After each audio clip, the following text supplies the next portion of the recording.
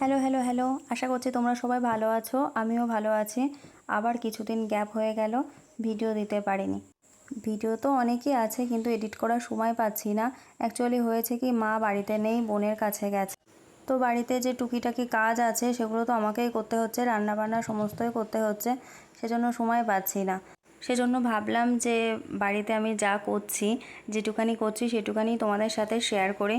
তো দেখো, ব্রেকফাস্টে আমি বেশি কিছু ঝামেলা করলাম না, আর আমার ভারী কিছুও খেতে ইচ্ছা করছিল না, সেজন্য দুটো এরকম স্লাইস পাউরুটি নিয়ে তাতে হালকা করে ঘি মাখিয়ে নিলাম। আর এরকম ঘি দিয়ে আর চিনি দিয়ে আমার খুব খেতে ভালো লাগে, আমি মাঝে মাঝে এটা খাই। আমি পাউরুটি স্লাইস দুটোতে ভালোভাবে ঘি মাখিয়ে নিয়েছি। এবার উপর থেকে একটুখানি চিনি ছড়িয়ে দেবো হালকা করে, আর তারপর এটা সেঁকে নেব, ব্যাস।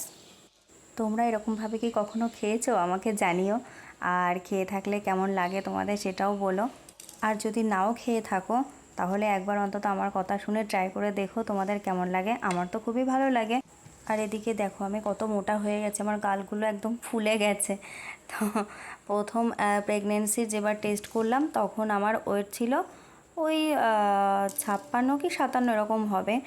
আর এই 7 মাসের ওয়েট করিয়েছি, তখন আমার ওয়েট হয়েছে 64 কিলো। তার মানে ভাবো একবার কত মোটা হয়ে গেছে। এটাই স্বাভাবিক। দেখো, পাউরুটিতে তো আমি ঘি মাখিয়ে নিয়েছি, তাতে উপর থেকে একটু চিনিও ছড়িয়ে নিয়েছি। এবার বেশ ভালো করে পাউরুটি দুটো আমি সেঁকে নেব।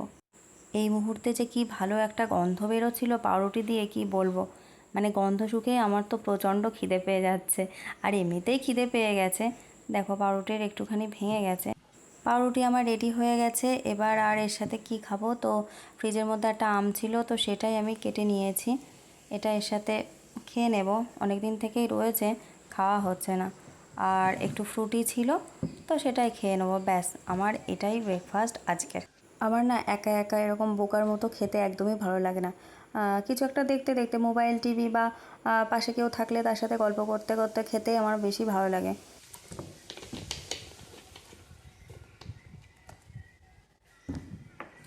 তো চলো, আমি ব্রেকফাস্টটা রেডি করে নিয়েছি। এবার এটা কমপ্লিট করি। আর অনেক বকবক করেছি, আর কি বলবো বুঝতে পারছি না। তোমরা ভিডিওটা দেখতে থাকো, আর যদি কিছু ভালো লাগে আমার ভিডিওটা দেখে অবশ্যই একটা লাইক করে দিও, আর আমার চ্যানেলটাকে প্লিজ একটু সাবস্ক্রাইব করে দিও।